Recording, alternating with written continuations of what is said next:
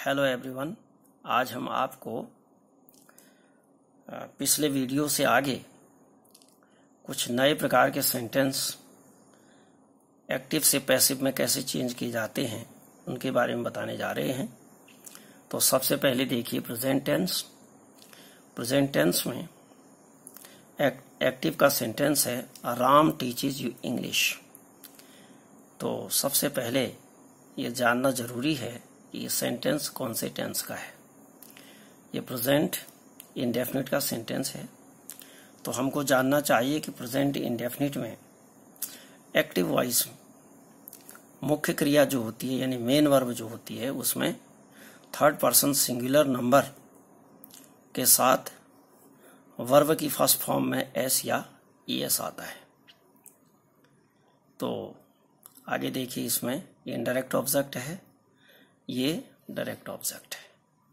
तो according to rule सबसे पहले इस इनडायरेक्ट ऑब्जेक्ट को सब्जेक्टिव फॉर्म में ले आते हैं। सब्जेक्ट बनाकर यहाँ यू का यू ही होता है, जैसा कि टेबल फर्स्ट वीडियो में आपने देखा होगा।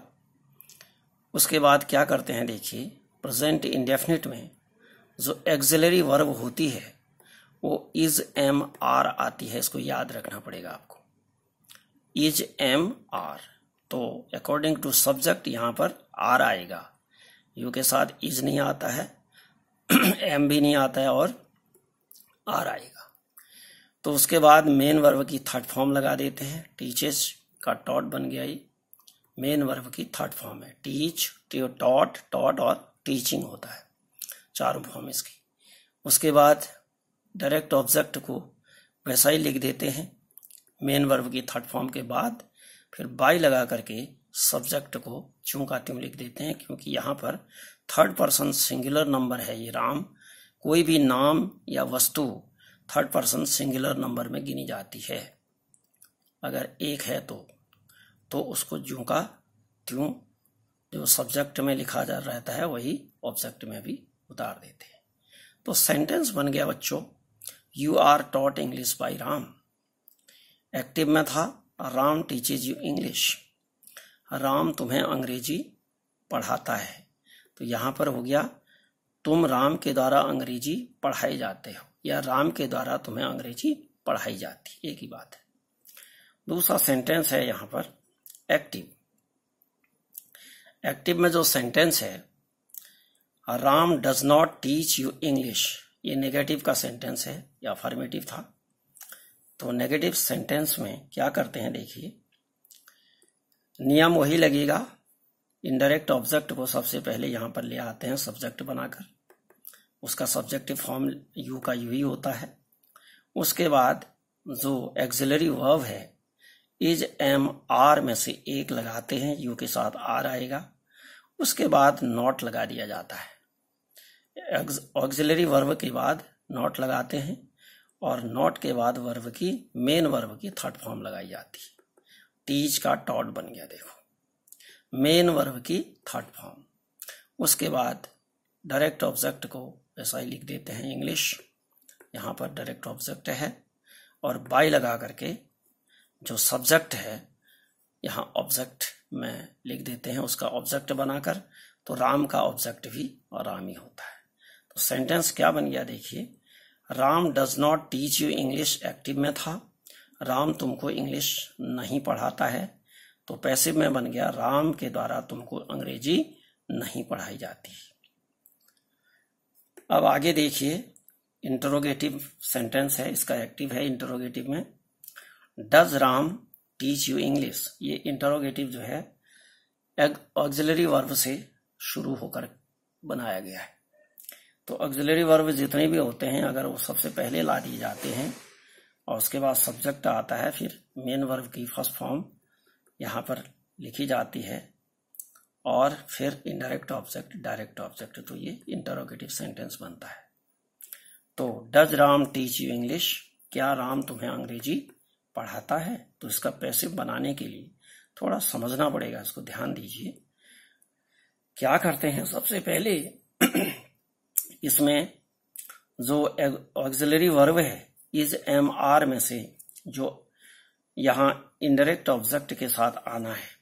ध्यान रहे कि इनडायरेक्ट ऑब्जेक्ट ही पहले आएगा, लेकिन उससे पहले क्या आ जाएगा, ऑक्सिलरी वर्ब आ जाएगी, तभी ये इंटरोगेटिव सेंटेंस बनेगा। तो ध्यान देना है, इनडायरेक्ट ऑब्जेक्ट को सब्जेक्ट के रूप में ले आएंगे तो यू का यू ही रहेगा, और उससे पहले यू के साथ क्या आता है, इज एम आर में से एक ऑक्सिलरी वर्ब आएगा आर, आर आ गया, तो उसके बाद क्या लिखेंगे, आर यू, ये सब्जेक्ट के रूप में ले आए यहाँ। उसके बाद मेन वर्ब की थर्ड फॉर्म, उसके बाद डायरेक्ट ऑब्जेक्ट को वैसे ही लिख देते हैं, बाय लगा करके ये जो राम है सब्जेक्ट है, यहाँ पर ऑब्जेक्ट बना दिया जाता है, उसको बाय राम हो जाता है। तो सेंटेंस बन गया, does Ram teach you English, क्या राम आपको अंग्रेजी पढ़ाता है। तो पैसिव में बन गया, क्या राम के द्वारा आपको अंग्रेजी पढ़ाई जाती है। तो ध्यान देंगे आगे। अब है WH फैमिली से कैसे इंटरोगेटिव बनाते हैं, हु टीचेज यू इंग्लिश। तो WH फैमिली का है ये हु टीचेज यू इंग्लिश। तो हु के साथ यहां पर ध्यान देना है कि डू डज नहीं आता है, तो सीधे वर्ब थर्ड फॉर्म, जैसे आपके थर्ड पर्सन सिंगुलर नंबर के साथ मेन वर्ब की फर्स्ट फॉर्म में एस या ईएस आता है, तो उसी तरह हु के साथ यूज होगा ये, हु टीचेज यू इंग्लिश। तो पैसिव बनाएंगे इसका, पैसिव बनाते समय हु को बाय होम में चेंज कर देते हैं, सीधे बाय होम लिख दो। उसके बाद ऑक्सिलरी वर्ब जो कि सेंटेंस प्रेजेंट इंडेफिनिट टेंस का है, इसमें इज एम आर आती है, याद रखना इसको, इसका रूल है कि is am are auxiliary verb आए। तो इसका जो ऑब्जेक्ट यू है, यू के साथ कौन सा ऑक्सिलरी वर्ब आएगी, आर आएगी, तो आर यू, उसके बाद मेन वर्ब की थर्ड फॉर्म आ जाएगी, सो सीधे थर्ड फॉर्म में लिख देना है, टॉट लिख दिया और डायरेक्ट ऑब्जेक्ट इंग्लिश लिख दिया। तो क्या बन गया, by whom are you taught English. तो सेंटेंस एक्टिव में था, वो टीचेज यू इंग्लिश, तुम्हें अंग्रेजी कौन पढ़ाता है। तो यहां पर बन गया, तुमको किसके द्वारा अंग्रेजी पढ़ाई जाती है। तो बच्चों, ये प्रेजेंट इंडेफिनिट का affirmative, negative, interrogative auxiliary verb से और इंटरोगेटिव WH फैमिली के वर्ड से। तो किस तरह से हमने एक्टिव से पैसिव में बदला इसको सुनिए और ध्यान से, ये समझ में आ गया होगा। अब दूसरा है पास्ट टेंस। पास्ट टेंस में देखिए, पास्ट टेंस में ध्यान रखना है, ये भी इंडेफिनिट है पास्ट टेंस का। पास्ट टेंस के इंडेफिनिट में अफर्मेटिव, नेगेटिव, इंटरोगेटिव और WH फैमिली से इंटरोगेटिव। तो सबसे पहले देखिए, हमको ध्यान रखना पड़ेगा कि इसमें ऑक्सिलरी वर्ब आती है वज या वर में से एक आएगी। अब यहाँ जो हमारे पास इनडायरेक्ट ऑब्जेक्ट है, इसके साथ कौन सी ऑक्सिलरी वर्ब आनी है, सिंगुलर है तो वज आएगा, अगर प्लूरल है तो वर आएगा। तो ध्यान देना है एक्टिव में क्या सेंटेंस है हमारे पास। देखिए, Ram taught you English, Ram ने तुम्हें अंग्रेजी पढ़ाई। पैसिव इसका बना यू, बिल्कुल वही रूल लगेगा, इनडायरेक्ट ऑब्जेक्ट को सीधे पहले ले आए सब्जेक्टिव फॉर्म में लिख करके यू सब्जेक्ट बन गया। उसके बाद देखिए वज और वर, ऑक्सिलरी वर्ब जो है वज और वर में से एक आना है, तो यू के साथ वर आता है, यू वर, मेन वर्ब की थर्ड फॉर्म आएगी। यहां पर ये सेकंड फॉर्म है, ध्यान देना है, टीच, टॉट, टॉट टीचिंग होता है, तो सेकंड फॉर्म और थर्ड फॉर्म सेम होती हैं इसकी, तो इसमें कंफ्यूजन नहीं करना है। तो टॉट इसमें पास्ट इंडेफिनिट के लिए यूज हुआ अफर्मेटिव में, और यहां पर जो है ये थर्ड फॉर्म है, ध्यान देना है, क्योंकि ये ऑक्सिलरी वर्ब के बाद थर्ड फॉर्म ही आती है। तो वर टॉट हो गया, डायरेक्ट ऑब्जेक्ट लिख दिया, बाय लगा करके राम को ऑब्जेक्ट बना दिया, राम का ऑब्जेक्ट भी राम ही होता है। तो ये हो गया आपका sentence you were taught English by Ram, आपको अंग्रेजी राम के द्वारा पढ़ाई गई। नेगेटिव सेंटेंस देखिए आपका, Ram did not teach you English, active में है, राम ने तुम्हें अंग्रेजी नहीं पढ़ाई। तो फिर वही करते हैं, Ram did not teach you, you indirect object है, इनडायरेक्ट ऑब्जेक्ट को सब्जेक्ट के रूप में ले आइए, यू का यू ही बनता है। उसके बाद जो ऑक्सिलरी वर्ब है, ध्यान देना है, ऑक्सिलरी वर्ब आएगी, इसमें वज और वर में से एक आना है, यू के साथ वर, उसके बाद आएगा नॉट, नॉट लगा देंगे, और नॉट के बाद मेन वर्ब की थर्ड फॉर्म आएगी। कहने का मतलब है ऑक्सिलरी वर्ब और मेन वर्ब के बीच में नॉट लगाया जाता है, ये याद रखना है। यहाँ पर भी वही था, ये ऑक्सिलरी वर्ब है और ये वर्ब की फर्स्ट फॉर्म है। यहाँ पर ध्यान देना, यहाँ सेकंड फॉर्म थी, यहाँ डिड आने की वजह से फर्स्ट फॉर्म हो गई, तो इसके बीच में नॉट लगा था। यहाँ पर भी वर और टॉट के बीच में नॉट है। डायरेक्ट ऑब्जेक्ट को ज्यों का त्यों लिख दिया, बाय लगा करके सब्जेक्ट का ऑब्जेक्ट बना दिया, राम का राम ही होता है। तो सेंटेंस बन गया, you are not taught English by Ram, तुमको अंग्रेजी राम के द्वारा नहीं पढ़ाई गई। अब आगे देखिए, interrogative sentence begins with auxiliary verb, auxiliary verb से इंटरोगेटिव सेंटेंस यहां पर शुरू होता है। Did Ram teach you English, क्या राम ने तुम्हें अंग्रेजी पढ़ाई? तो इधर ध्यान देने की जरूरत है, ये नया सेंटेंस है अभी। तो सबसे पहले बच्चों क्या करते हैं, इनडायरेक्ट ऑब्जेक्ट के बारे में सोचो, ये सब्जेक्ट बनना है और इस सब्जेक्ट के साथ वज और वर में से क्या आना है। तो वज वर आना है यू के साथ, तो वर को सबसे पहले लिख देंगे क्योंकि ये इंटरोगेटिव सेंटेंस है। तो वर को सबसे पहले लिख करके ये इनडायरेक्ट ऑब्जेक्ट का सब्जेक्ट फॉर्म यहां लिख दिया। उसके बाद वर्ब की थर्ड फॉर्म यहां पर लगा दी, टीच का टॉट बन गया, डायरेक्ट ऑब्जेक्ट अपनी जगह रहेगा ये टॉट के बाद, और उसके बाद बाय लगा करके यहाँ पर जो सब्जेक्ट है राम, ये सब्जेक्ट है, ध्यान रखना है, इस सब्जेक्ट का ऑब्जेक्ट राम ही होता है, इसको लिख दिया और क्वेश्चन मार्क लगा दिया। तो सेंटेंस बन गया, देखिए, did Ram teach you English का बन गया वर you taught English by Ram. ये ध्यान देना है, थोड़ा अभी तक नहीं पढ़ा था तो ये नया है। आगे देखिए, अब WH फैमिली से एक इंटरोगेटिव सेंटेंस कैसे बनाते हैं, देखो। एक्टिव में है, हु टॉट यू इंग्लिश, तुम्हें अंग्रेजी किसने पढ़ाई। तो पैसिव वही इसमें करते हैं, हु को बाय होम में चेंज कर देते हैं, सीधे बाय होम लिख दो, हु को बाय होम लिख दिया। उसके बाद क्या करते हैं, ऑक्सिलरी वर्ब लिख देते हैं।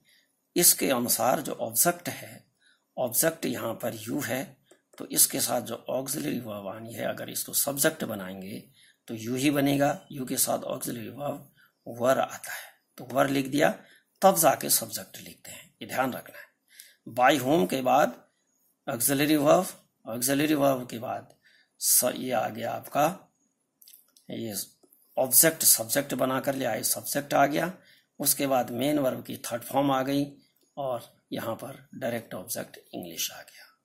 तो बच्चों ये बन गया, by whom were you taught English, तुम्हें अंग्रेजी किसके द्वारा पढ़ाई गई। बाय होम माने किसके द्वारा, वर यू टॉट इंग्लिश, पढ़ाई गई तुम्हें इंग्लिश। तो ये हो गया आपका पास्ट टेंस।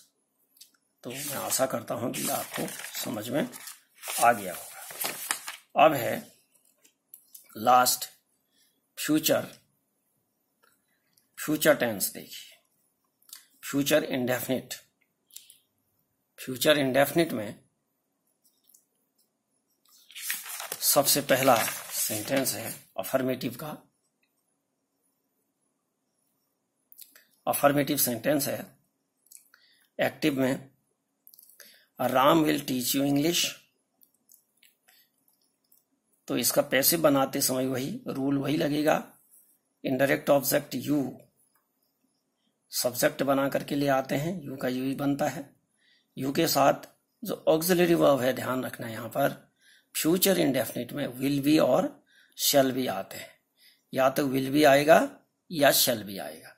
तो यू के साथ विल बी आता है तो यू विल बी लिख देंगे, उसके साथ ये विल का विल बी बना देंगे, यहाँ ध्यान रखना है क्योंकि पैसिव में विल बी बनता है। उसके बाद टॉट वर्ब की मेन वर्ब की थर्ड फॉर्म लिख दी। उसके बाद आप देखिए डायरेक्ट ऑब्जेक्ट लिख दिया, बाय लगा करके सब्जेक्ट का ऑब्जेक्टिव फॉर्म यहाँ पर लिखते हैं, राम का राम ही होता है। तो सेंटेंस के अर्थ देखिए, Ram will teach you English, Ram तुम्हें अंग्रेजी पढ़ाएगा। You will be taught English by Ram, तुम्हें राम के द्वारा अंग्रेजी पढ़ाई जाएगी। अब देखिए नेगेटिव में क्या करते हैं, Ram will not teach you English, Ram तुम्हें अंग्रेजी नहीं पढ़ाएगा। तो नियम वही है, ऑब्जेक्ट को सब्जेक्ट बना कर ले आओ, यू के साथ जो ऑक्सिलरी वर्ब है यहाँ पर शैल बी और विल बी जो आने हैं उनमें से एक आना है, तो यू के साथ विल बी आएगा। लेकिन ध्यान रखना है कि नेगेटिव सेंटेंस है ये, इसलिए पहले ऑक्सिलरी वर्ब ये दो हैं, ये भी दोनों ऑक्सिलरी वर्ब, इनके बीच में यानी पहले ऑक्सिलरी वर्ब के तुरंत बाद नॉट लगाया जाता है, ये ध्यान देना है। यू विल नॉट हो गया, बी तब आएगा, मेन वर्ब से पहले वी आएगा, ये ध्यान रखना है। तो you will not be taught verb की थर्ड फॉर्म, उसके बाद इंग्लिश डायरेक्ट ऑब्जेक्ट जैसा है उसको वैसे ही उतारते हैं, बाई लगा करके इसका सब्जेक्ट को जो है ऑब्जेक्टिव फॉर्म में लिख देते हैं, राम का ऑब्जेक्टिव फॉर्म भी राम ही होता है। तो ये बन गया you will not be taught English by Ram, तुमको राम के द्वारा अंग्रेजी नहीं पढ़ाई जाएगी। अगला सेंटेंस है इंटरोगेटिव सेंटेंस में ये ऑक्सिलरी वर्ब से शुरू हुआ है, तो इसमें क्या से बनता है। जब ऑक्सिलरी वर्ब से कोई भी इंटरोगेटिव सेंटेंस शुरू होता है तो उसमें क्या शब्द आता है याद रखना। तो क्या पहले आएगा, सबसे पहले क्या ही आता है।